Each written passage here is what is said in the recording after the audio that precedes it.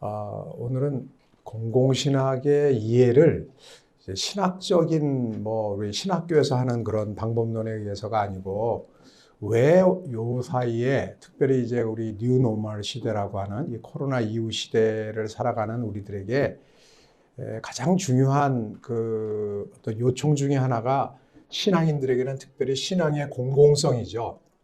그래서 이제 우리가 한국 교회가 참 열심이긴 한데 왜 이렇게 열심인데 욕을 먹냐?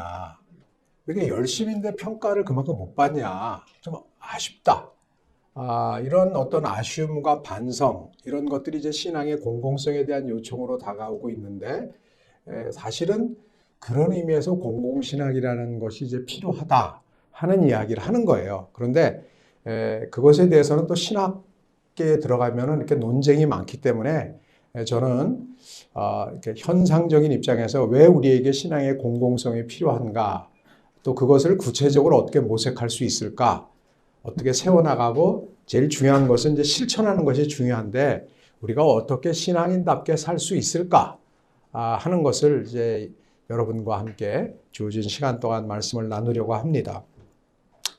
여러분, 이 숫자가 보이시죠? 44, 11, 77.5. 이 세 숫자를 보면 뭐가 생각나세요? 혹시 생각나는 게 있습니까?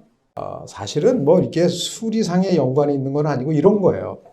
44는 뭐냐면 이게 국민 중에 44%가 코로나19 질병 확산에 교회에 영향이 있다라고 생각하신다는 거예요. 근데 이 통계는 언제 통계냐면 작년 1월쯤 통계예요. 작년 초. 그런데 그 당시에 질본에서 우리나라 이제 정부에서 발표한 것은 뭐냐면 10일이라는 것은 정부가 발표한 공식 통계로 종교시설과 관련된 감염은 11%였다는 거예요. 그러니까 어찌 보면 실제로는 11%가 관계가 있는데 국민들은 44%라는 생각을 가지고 있었다는 거예요. 반 이상. 작년 초 얘기입니다, 이게. 그러니까 이제 교회는 나름대로 좀 억울했죠. 아니, 우리는 나름대로 이렇게 애쓰고 예배도 지금 예배당에서 못 드리고 온라인으로 하려고 그러고 나름대로 참 노력하는데 왜 세상은 우리 보고 당신들이 신천지랑 뭐가 달라? 이렇게까지 얘기가 나오나. 이게 상당히 이제 좀 교회 안에 있는 사람들은 아쉬웠고 또 어떤 분들은 상당히 억울함도 가졌죠. 그런데 이런 상황이 점점 개선되는 게 아니라 그로부터 한 5, 6개월 지난 다음에 저희가 통계조사를 다시 했어요. 그래서 우리 장로신학대학이 우리 목회데이터 연구소랑 같이 해서 조사를 해봤더니 77.5, 77.5는 뭐냐면 우리가 이 코로나19 확산과 관련돼서 국민들이 어떤 인식을 가지고 있나 하는 것을 교인들 중에도 이제 평신도와 목회자, 그러니까 일반 신자들과 목회자를 대상으로 했고, 그 다음에는 비개신교인들, 교회에 안 다니시는 이제 교인들 중에도 비개신교인들, 그 다음에 언론에 계신 분들, 그 다음에 이제 의사 선생님들까지 이제 조사를 했어요. 그래서 한 5그룹을 조사를 이제 했는데 놀라운 게 그 중에 가장 충격적인 거는 비개신교인, 개신교회, 교회에 나오지 않는 분들 가운데 77.5%가 교회는 감염병 확산과 관련이 있다라고 생각하시고 있다는 거예요. 이거는 우리들한테 이제 굉장히 충격이었죠.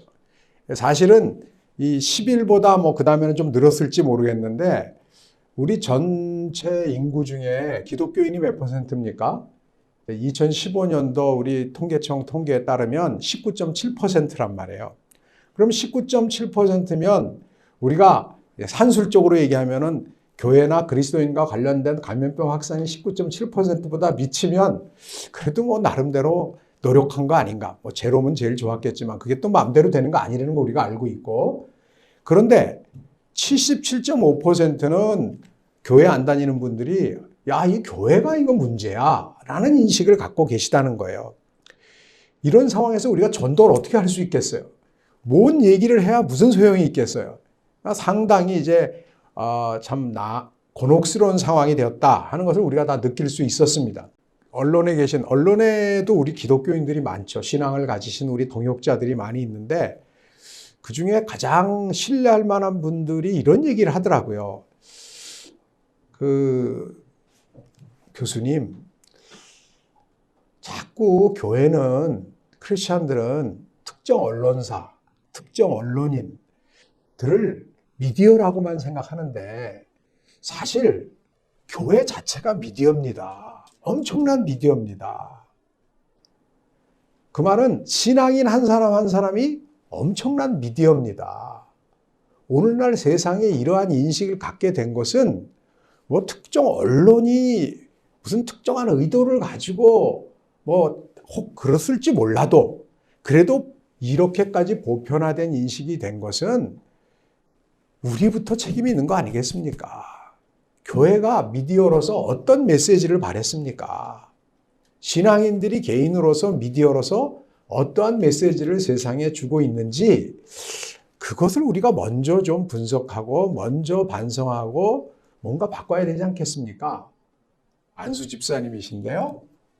언론인이시고 누구라 그러면 다 아실 만한 분인데 그 얘기를 딱 하는데 제가 상당히 도전을 받게 됐어요. 맞는 말씀이다. 요번에 보니까 이 코로나19를 지내면서 이제 제가 경험하고 또 이제 복귀를 이제 하게 되잖아요. 야, 어떻게 했으면 더 좋았을까, 우리가. 이제 앞으로 우리가 그걸 더 철저하게 해야 되죠. 이 선거 끝나고 나면 뭐 누가 되시든 간에 결국은 이것에 대해서 객관적인 절대로 객관적인 건 없지만 하여튼 좀 냉정히 분석을 할 필요는 있죠. 지금은 너무 정치적 편향성에 따라서 해석이 너무 달라서 참 조심스러워요. 어떻게 한다는 게. 교회도 거기에서 예외가 아니기 때문에. 그런데 어쨌든 이렇게 분석을 해보니까 이 코로나19에 대해서 대책을 할 때 교계가 저도 이제 그 뭐 자문위원으로 참여를 했고 우리 학교에서도 제가 책임을 지고 있을 때니까 행정을 맡았을 때니까 그 대안을 이렇게 생각할 때 항상 그 첫 번째 들은 분들은 누구 얘기를 들었냐면 감염 전문가들의 얘기를 들었거든요. 그래서 우리 서울시 의사협회 회장하시던 분이 영락교회 장로님이셨어요. 그분이 또 저랑은 이제 친구니까 마침 그때 친구가 그걸 하니까 또 의사협회 회장이시고 당신 그 장로님이시고 그러니까 우리 자문위원을 맡아달라 해서 이제 부탁을 드렸고 그다음에 우리 이제 강의해 주시는 연세대학의 전우택 교수님이 또 우리가 같이 동역하는 분이니까 전우택 교수님 통해서 연세대 이제 감염내과 선생님들의 자문을 이제 받았어요. 그래서 항상 무슨 사건이 나면 전문가들에게 여쭙죠. 먼저 여쭤서 물어서 자문을 받고 그것을 가지고 이제 뭐 보건소나 우리 지역사회 책임자들과 의논을 하고 그 다음에 우리 학교 상황 속에서 고려해서 이제 정책을 결정했습니다. 근데 그 중에 참 배울 게 많았어요.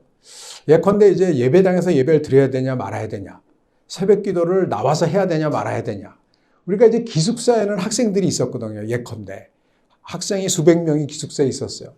근데 생활관에 다 내보내고 싶어도 그때 다 집으로 가라고 딴 데는 다 생활관 폐쇄를 했죠. 불안하니까.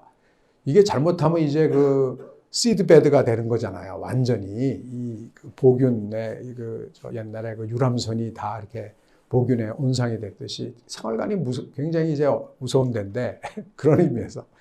근데 우리는 내보낼 수가 없어요. 신학교는.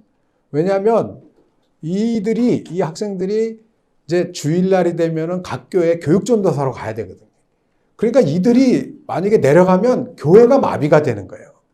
근데 여러분 처음에 교회가 누구에 의해서 다 거의 다 유지됐냐면 서울에 있는 대부분의 교회가 젊은 교육전도사님들에 의해서 상당히 의지가 됐어요. 왜? 온라인 강의 같은 거 이런 거 다룰 수 있는 사람이 별로 없었거든. 그래서 이제 우리는 그걸 미리 좀 준비를 했기 때문에 학교에서는 뭐 스튜디오도 미리 만들었고 이제 이 시대는 준비는 하긴 했어요. 미리. 물론 코로나 올 줄은 몰랐고 디지털로 간다 하는 거는 알았으니까. 근데 이제 제 생각에는 한 2, 3년 있다가 아무리 이걸 해놔도 선생님들이 안 따라오실 거다. 이 대면 강의를 원하지 이렇게 자꾸 안 하려고 그럴 거다. 그래서 한 2, 3년은 우리는 토론을 거치고 뭐 여러 가지 좀 시간이 걸릴 거다고 생각했는데 이 코로나19로 인해서 토론 없이 바로 그냥 온라인 시대로 들어간 거죠. 그런데 뭐 모든 거에 양면성이 있잖아요. 그런데 교회는 누군가는 비대면으로 하더라도 가서 일할 사람이 필요하니까 우리가 기숙사를 닫질 못했어요. 그러니까 뭐 매일 불안했어요.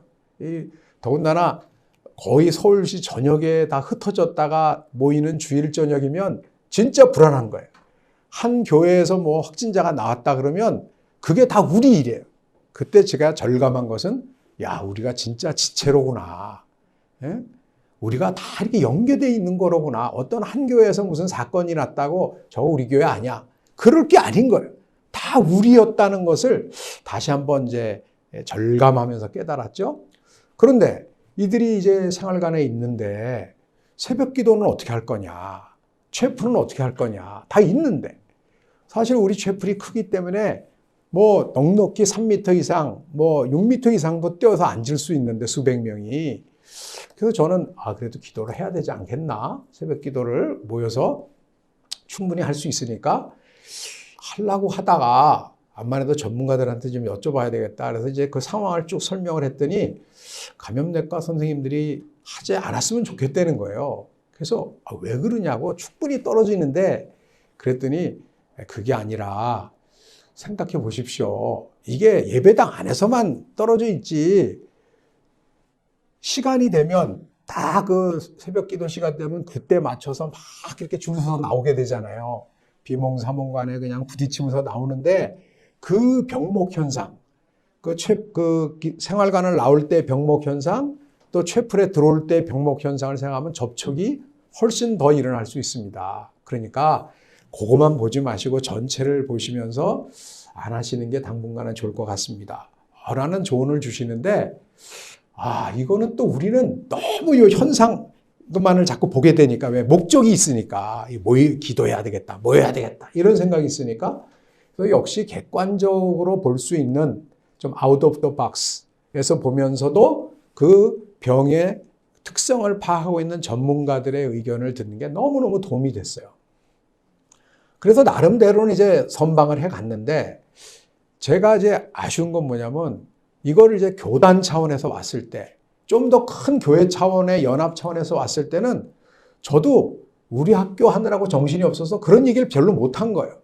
가서 그냥 앞으로는 온라인 시대를 준비해야 되고 모여서 예배드리지 않는 것에 대해서 자꾸 너무 이렇게 분쟁을 하는 건 안 좋다 뭐 이런 얘기만을 주로 했지 빨리 우리가 감염병 전문가, 그다음에 언론, 그다음에 정부의 대책 관계들과 같이 자문회의를 만들어서 협의체를 만들어서 교회가 지역사회를 위해서 국가적 차원에서 어떻게 했으면 좋겠느냐 하는 의견을 교환한 다음에 교회가 결정을 하자.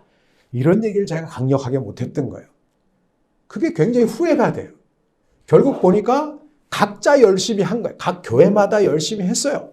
열심히 했는데 합을 쳐보니까 77.5라는 부정적인 여론을 만들어낸 것이 현실이잖아요. 이것을 보니까 교회는 사회 안에 교회라는 것을 이제 알아야 된다. 우리가 하나님의 나라를 사회에 실현할 생각만 하는데 그 사회가 우리 교회 안에 들어와 있고 교회가 사회 안에 있다는 것을 좀 더 절감해야 되겠다. 라는 반성을 더 하게 됐습니다. 그래서 교회가 메시지를 이렇게 얘기할 때도 통일이나 무슨 대사회적인 발언을 할 때는 사실은 뭐 저도 이제 목사지만 이 목회자는 이 신학자는 뭐 나름대로 공부를 했지만 말씀을 전념하고 뭐 기도에 힘쓰고 다른 어떤 이른바 평신도 분들에 비해서는 그런 것에 말씀과 기도에 전념하고 교회 섬김에 전념할 수 있는 제사장으로 부름을 받은 거지만 일반 사회 영역은 일반 은총의 영역에 제사장으로 부름받은 많은 사람들이 있단 말이에요. 그들이 모여서 교회를 이룬 거란 말이죠. 그렇기 때문에 하나님 나라 동역을 위해서는 모두가 같이 해야 되는 거예요. 그러니까 통일에 대해서 얘기할 때는 제가 얘기하는 것보다 우리 전병길 형제가 얘기하는 게 훨씬 권위가 있단 말이에요. 사람들이 듣는단 말이지. 그러니까 뭐 ESG에 대해서 얘기할 때는 제가 얘기하는 것보다 김정태 대표가 얘기하는 게 훨씬 더 권위가 있고 사람들이 듣는단 말이죠. 영향력이 있단 말이죠. 우리 안에, 교회 안에 이런 지체들이 있기 때문에 이런 지체들과의 동역이 그 어느 때보다도 필요하다. 그리고 그 얘기가 미디어로 나가야지 어느 한두 사람이 맨날 똑같은 사람이 여러 주제를 얘기하는 거, 이거 자체가 잘못됐다. 좀 개선돼야 되겠다 하는 생각을 특별히 더 하게 됐어요. 근데 보니까 요번에도 보니까 언론, 정부, 의료계, 기업, 시민사회 이 다양한 영역과의 소통이 필요한 거예요. 근데 이게 중요한 게 뭐냐면 한 번에 되는 게 아니에요. 평소부터 이게 이루어져야 돼. 평소부터. 그러면 이걸 어떻게 할 거냐?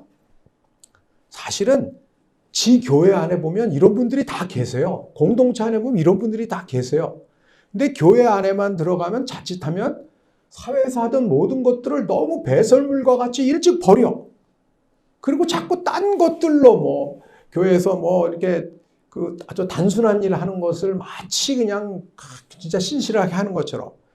물론 사회 커리어를 가지고 교회 들어가서 그걸 인정받으려고 하면 안 되지만 자기가 가진 전문성을 배설물과 같이 버릴 필요는 없는 거예요. 그걸 하나님의 나라와 의를 위해서 잘 사용해야 되겠죠.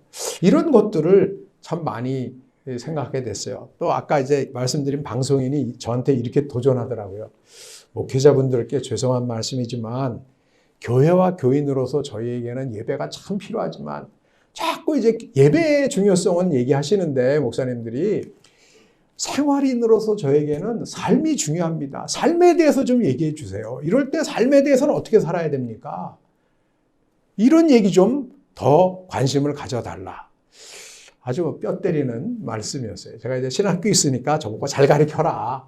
이제 이런 얘기고 저는 뭐 저에게도 해당되는 굉장히 중요한 도전이었다고 생각해요. 그 다음에 이제 또 하나가 진짜 치명적인 건 뭐냐면 이번에 이 77.5%도 문제지만 이 77.5%라는 것은 우리가 다 이제 학교에서 느끼고 우리가 섬기는 일터에서 느끼는 거지만 교회에 대한 이미지가 상당히 안 좋단 말이에요. 그럼에도 불구하고 솔직히 우리는 좀 아쉽기도 하고 안타깝기도 하지만 버틸 수 있어요. 예? 뭐 때로는 난 뭐 그런 생각도 들더라고. 평소에 너무 고난을 못 받아서 좀 죄송했는데 이러다가 고난 좀 받는 거 아니야? 뭐 이런 생각도 좀 이렇게 하게 되는데 고난도 뭐 자기가 잘하다가 받아야지 고난이지 자기가 잘못해서 받는 거는 그건 고난이 아니잖아요. 그런데 문제는 뭐냐면 50대 이상 지금 교회의 대다수를 차지하고 있는 기성세대 50대 이상들은 교회에 대해서 한국에서도 대개 우리 국민들이 교회에 대해서 좋은 추억들이 있어요, 좀. 그래서 옛날에는 좋았다. 지금 뭐라 그래도 옛날에는 좋았다.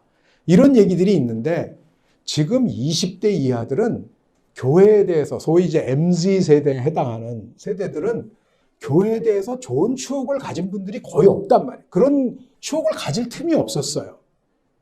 그런데 이렇게 계속 나쁜 이미지만 쌓이면 선교적 환경이 진짜 열악해지는 거죠. 그래서 우리가 급하다. 이 빠른 시간 안에 이런 환경을 이 교회에 대한 이미지나 신뢰도 이것을 바꿔놓지 않으면 이것은 하나님께서 우리에게 주신 선교적 사명을 뭐 다 하기는커녕 아예 다음 세대까지 망쳐놓고 가는 것 아닌가 하는 두려움이 들게 됩니다. 그것은 이제 저를 위주로 한 세대의 이제 반성입니다. 근데 이런 것들을 이제 앞으로 어떻게 해 나갈까 반성을 하다 보니까 이거는 뭐 크게 그러니까 우리가 한국교회가 뭐 한국교회 무슨 뭐 연합 무슨 한국교회 총연합회 한국기독교 총연합회 이런 거 다 하나 되자. 그래서 뭐 하나가 돼서 우리도 카톨릭과 같이 일사불란한 조직을 만들자. 조계종과 같이 좀 일사불란한 조직을 만들자 하는 생각들을 하는 분들이 계세요. 그것도 뭐 이해는 가요. 왜 그러시는지 이해는 가는데 제가 볼 때는 제 관점에서는 뭐 그것도 달란트가 되면 할 수 있는 일이지만 우리는 그것보다는 좀 작은 단위에서부터 할 수 있는 것부터 시작했으면 좋겠다. 그게 어디냐? 자기가 섬기는 교회죠. 우리가 있는 단체들이죠. 지역사회부터, 지역 단위에서부터, 작은 단위에서부터 우리가 나 자신이 신앙인다운 신앙인이 되는 길을 걸어가고 또 하나님 나라를 위해서 다양한 신앙인, 다양하게 부름받은 제사장들과의 동역을 계속해서 강화해 나가는 것, 이것이 굉장히 중요하다라는 생각이 들어요. 그래서 작은 단위에서부터 결정적 다수, 크리티컬 매스를 만들어가면서 악화가 양화를 구축하는 세상에서 그래도 양화가 악화를 압도하면서 선한 열매를 맺는 것을 작은 데서부터 작은 승리를 계속해서 나가고 그걸 보여주는 것이 중요하다. 또 그것을 경험하는 것이 중요하다고 생각해요. 근데 사실 이게 이제 후코의 전술이잖아요. 이 포스트 모던적인, 사실은 요새 그 포스트 모던적인 전술을 하는 분들도 이런 거거든. 작은 데부터. 니치, 뭐 이런 거.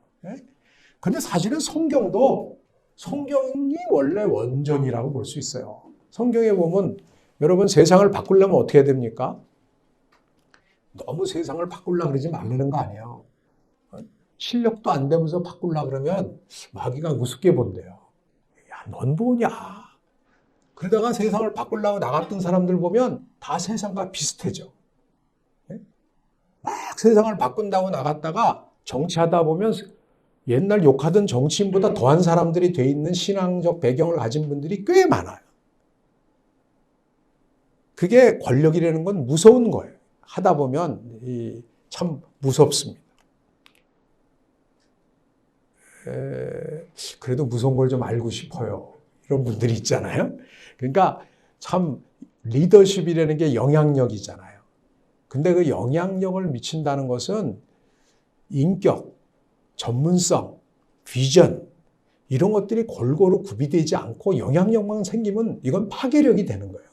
푸틴 같은 사람, 푸틴 같은 사람 뭐 여러 가지로 분석하지만 보니까 지금은 그 뉴욕타임즈에서 누가 이렇게 쓴 거 보니까 그 진짜 원하는 걸 러시아 군이 원하는 걸 아는 사람은 거의 푸틴 혼자만 아는 것 같다. 이 사람 그 병사들은 왜 들어가는지도 모르고 어디 가는지도 모르고 뭐 하는지도 모르고 가게 만들었잖아요. 이게 리더십 중에 제일 나쁜 거잖아요. 비전에 대한 공유가 없이 자기 혼자 딱 꿍꿍이를 가지고 다른 사람들을 다 도구화하는 거. 이거는 아주 파괴적인 리더십이잖아요. 그런 의미에서 우리가 비전을 공유할 수 있다는 것은 작은 단위에서부터 출발을 해야 되는데 물론 그것도 힘이 있어야 되는데 그 힘은 뭐냐면 사도행전 1장 8절의 말씀에 따르면 우리 그리스도인들에게는 적어도 성령이 임하셔야 되는 거예요. 스피리추얼 파워가 임해야지 우리가 증인된 삶을 살아가는 거죠. 영향력이라는 거는 뭐 내 힘으로 누구를 바꿔놓는 게 아니라 그리스도를 닮아가게 하는 거잖아요. 그리스도의 영향력을 미치겠다는 건데 그건 나를 닮으려는 게 아니라 그리스도를 닮아간다는 거죠. 나도. 그런데 그것을 보면 그 그리스도를 닮아가는데 성령이 임하시면 내가 권능을 받고 증인이 되는데 목표는 증인이 되는 것인데 그게 어디냐면 땅끝까지 이르러 증인이 되는 것도 중요하지만 출발은 어디예요? 예루살렘과 유대와 사마리아, 즉 내가 있는 곳. 그 사람들로서는 예루살렘이 자기들이 지금 있는 데잖아요. Here and now, 지금 내가 있는 여기에서부터 증인이 되는 게 중요한 거지 저 땅끝에 가서 증인되는 게 그거는 주께서 성령께서 허락하시는 나중에 결과적인 열매지.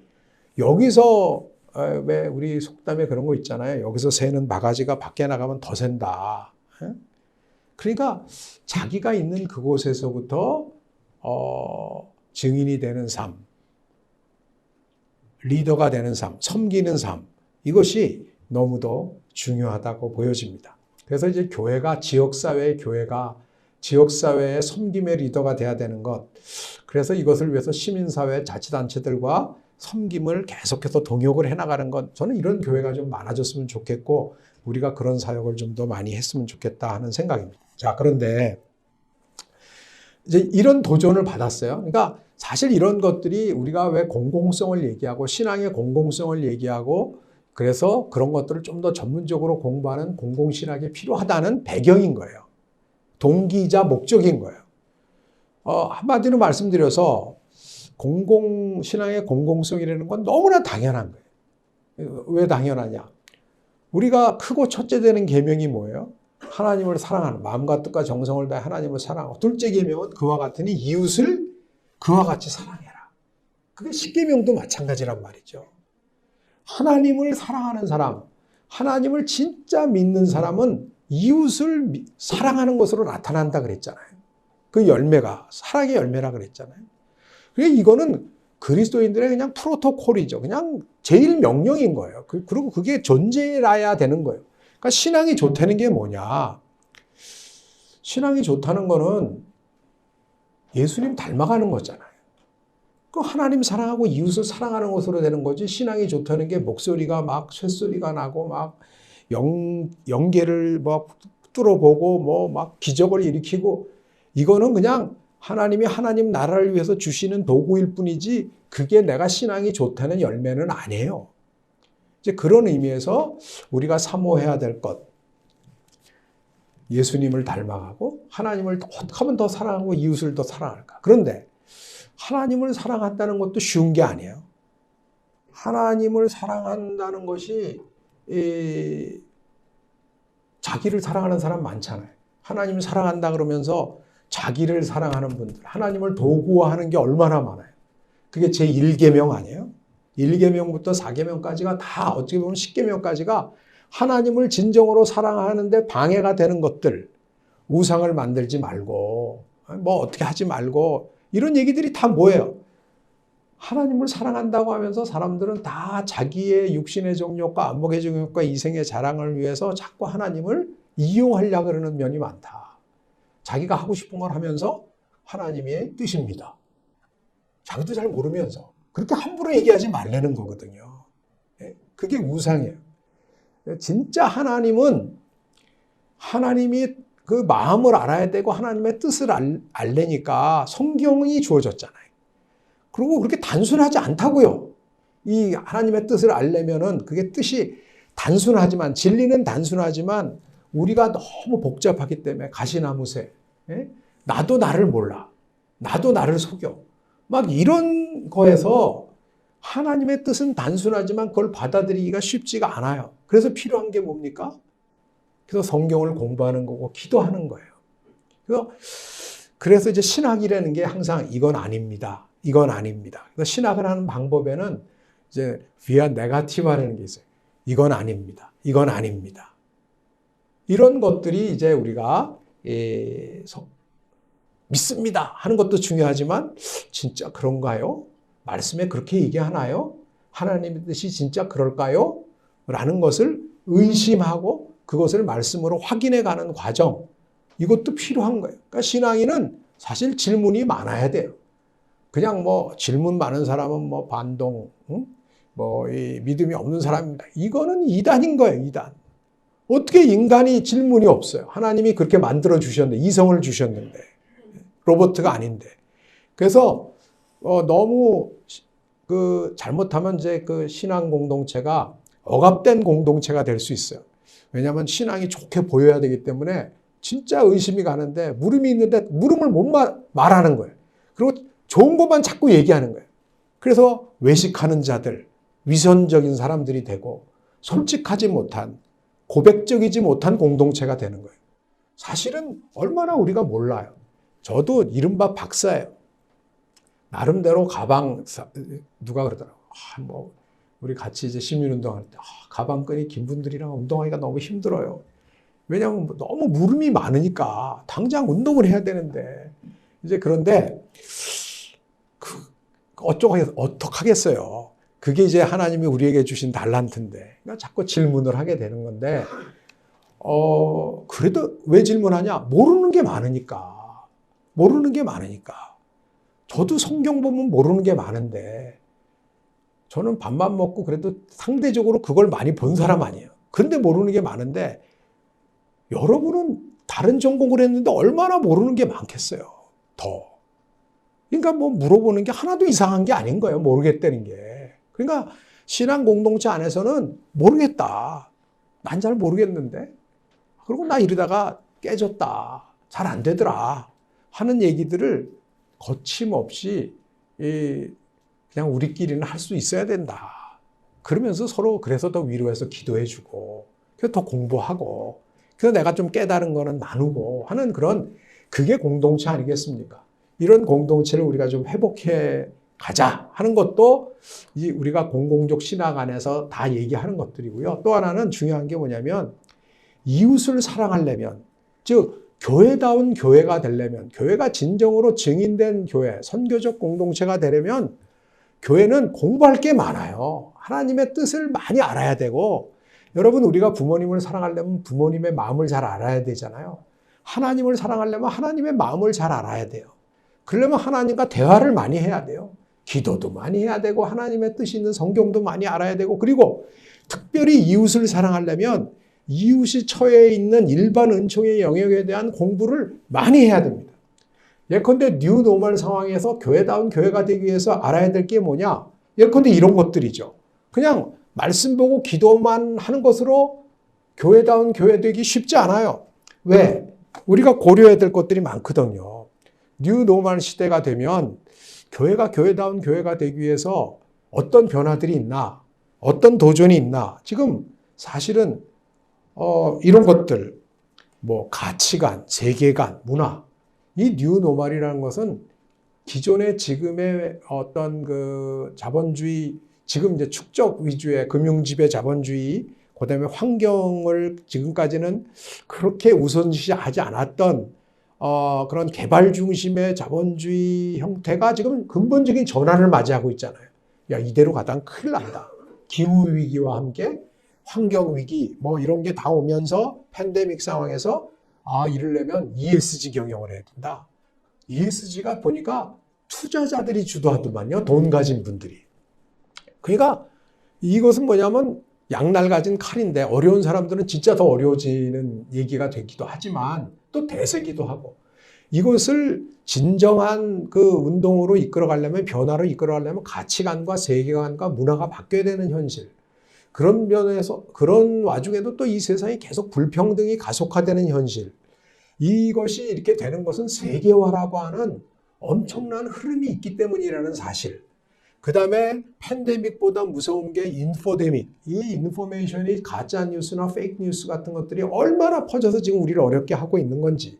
이것이 결국은 배경에는 언택트 트렌드와 디지털 변혁이 가져오는 사이드 이펙트들이죠. 이런 것들이.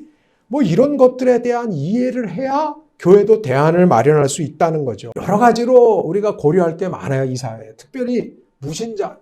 제가 볼 때 앞으로 이제 향후 한 5년, 3년에서 5년 이내에 여러 가지 위기가 이제 변화가 있는데요. 전환기적 변화가 있는데 그중에서 한국교회가 가장 신경 써야 될 분야 중에 하나는 이제 이른바 가난한 교인들을 어떻게 우리가 붙잡을 수 있을까 하는 것입니다. 근데 이 가난한 교인이 조금만 지나면, 지금은 교인 그러지만 조금 지나면 넌들이 될 가능성이 많아요. 예? 넌에서 더 나가면 던이 된대. 던. 끝났어. 더 이상 얘기하지 마. 가 된단 말이에요. 지금은 교인이라 그러는 것은 제도적 교회는 싫지만 그래도 그리스도 예수님 괜찮고 원래 교회는 괜찮았어. 왜? 옛날에 내가 다녔을 때 괜찮았고 또 옛날에 은혜 받은 바도 있고, 더 중요한 거, 그래도 할아버지 할머니 우리 아버지 어머니가 교회 지금 다니셔. 그래서 내가 명절 때 되면 그래도 한번 가. 그리고 내가 어떤 이 연대는 교회에 두고 있어. 그래서 이 통계청 조사 같은 거 할 때는 그래도 종교 있느냐 없느냐, 그래도 있다. 있는 중에 뭐냐? 교회라고 했어요. 그런데 이제 이 상태가 계속 가면 3년 내지 5년이 지나고 할머니, 할아버지, 아버지, 어머니가 하늘나라 가시고 이렇게 되면 급속도로 넌던이 확산될 것이다. 이것이 이제 우리가 무신자들이 계속 증가하는 것과 괴를 같이 한다고 보여집니다. 세상에 무신자가 많아진다는 것은 물질주의가 더 극성을 부리는 것과 같은 거죠. 물론 교회가 그 물질주의에 대해서 얼마나 그 저항력이 있나, 이게 저는 이제 굉장히 중요한 과제라고는 보여집니다. 어떻게 한국교회 신뢰도를 높여서 이들을 다시 하나님과 가까이 가게 할 수 있을까 하는 게 우리의 과제라고 보여지고요. 또 어떤 의미에서 이제 교회들이 건물과 시설 개선 같은 것들, 이 학교 같은 게 이렇게 잘 해놨잖아요. 교회들도 이제 그게 이제 어려운 문제인데 교회들도 이런 시설도 이제 젊은이들을 위해서 개선하면서 또 이것이 지역사회에 어떻게 공유될 수 있을까도 같이 이제 고민할 수 있고 또 실천하는 것들이 너무너무 필요하다고 보여집니다. 특별히 중요한 게 이런 것들이에요. 인구 변화가 급속도로 이루어지는데 저도 이제 제일 충격받은 게 이거예요. 가정, 그러면 보통 한 3, 4인이 모여 사는 걸 가정이라고 저도 생각하고 있었는데 최근 통계 보니까 1인 세대가 제일 많은 거예요. 2인 가구가 그 다음에 많아요. 그래서 이 1인 가구, 2인 가구를 합치니까 63.1%예요. 그러고 보니까 이게 현실이에요. 저희 집도 2인 가구예요. 교장 선생님 댁도 2인 가구잖아. 우리가 다 1인 가구, 2인 가구인 거예요. 그런데 이 얘기는 뭐냐? 그만큼 외로운 사람들이 많아진다는 거예요. 그래서 앞으로의 문제는 고독, 외로움의 문제가 이게 심각한 거예요. 그래서 영국 같은 데는 2018년도에 벌써 고독부가 생겼더라고. Ministry of Loneliness, Ministry for Loneliness, 외로움을 위한. 그래서 우리 여가부 같은 거죠. 이거는 고독부 장관이 있어요. 일본도 이게 생겼더라고. 이런 게 생길 정도로 지금 외로운 사람들, 어려운 사람들이 많아요. 우리나라 노인분들은 특별히 노인 빈곤율이 많고 노인 되면 외롭잖아요. 힘도 없고. 근데 젊은 사람들도 요새는 외롭거든. 다. 치열한 경쟁 속에. 그래서 어쩌면 우리 리더십 학교가 하나님의 나라를 위해서 큰 꿈을 가지는 것도 중요하지만 작은 데서부터 출발하면 우리끼리도 이 외로움과 또 부정적인 외로움을 극복할 수 있는 공동체, 친밀한 공동체가 되는 것이 굉장히 중요하다. 결론적으로 우리가 이제 그 공공신학이라고 하는 그런 비전, 하나님 나라의 비전은 뭐냐면 하여튼 하나님 나라 복음 중심으로서 우리가 살아가는 게 중요한데요. 문제는 우리가 교회다운 교회를 이뤄내야 되는데 이 땅에서 하나님 나라를 위해서 교회가 필요하니까. 그런데 교회다운 교회는 신앙인다운 신앙인을 전제로 하는 거예요. 그런데 신앙인다운 신앙인이라는 것은 어떤 가치관, 우리가 기독교 세계관 운동했을 때 뭐 가치관, 세계관 이런 것을 훈련받는 것도 굉장히 중요합니다. 그런데 여러분 그것만으로 되지 않아요.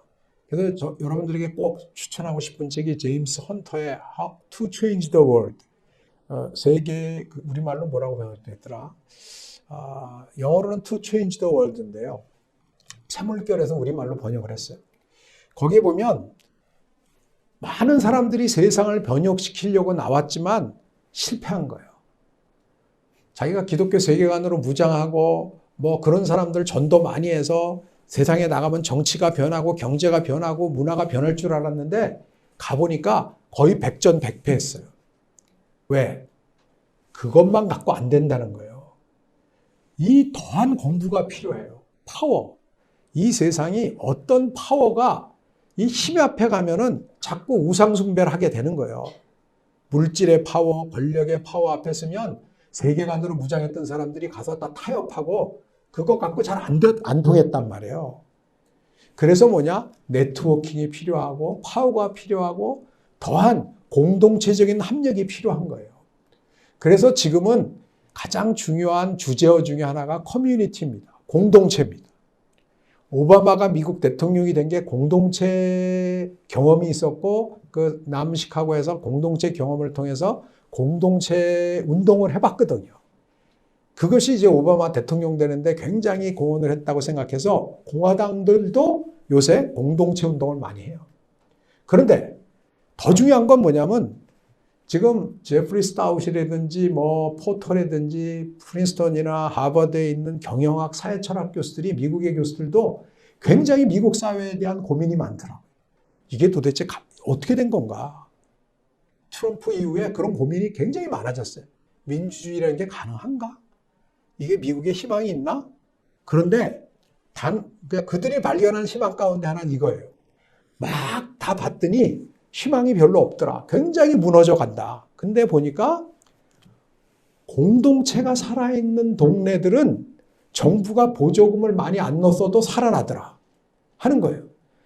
공동체가 없는 데들은 아무리 보조금을 넣어도 별로 살아나질 못했대요. 그런데 그 공동체가 있는 데들에는 교회들이 있었다는 거예요. 굉장히 중요한 교회, 작은 교회들이나 큰 교회들이나 그런 공동체와 함께하는 교회들이 이런 어떤 희망을 주고 있다는 것입니다. 여러분, 우리 자신이 하나님 나라 복음으로 무장이 되고 그 다음에 무장된다면 혼자 하는 게 아니라 옆에 사람들과 유기적 작은 공동체를 이뤄가야 돼요. 동네에서부터, 자기가 있는 곳에서부터, 우리 리더십 학교, 또 자기가 흩어져서 그 작은 단위부터 유기적 작은 공동체를 형성한대. 그 대신 이게 개토가 돼서는 안 돼. 섹트가 돼서는 안 돼. 비전은 하나님 나라를 항상 향해서 열려 있어야 됩니다. 그러면서 현대의 전문성, 특별히 이 디지털 변혁의 시대에는 디지털 역량을 구비한 그런 그 전문성을 함께 가지면서 하나님 나라 비전으로 내가 있는 그곳에서 작은 일부터 시작하는 공동체로서 하나님 나라 문화를 이루고 맛봐가는 저와 여러분들이 되길 바랍니다. 이것이 이제 공공신학이 추구하는 기본적인 비전입니다. 여러분 감사합니다. 이것으로 강의는 마치겠습니다.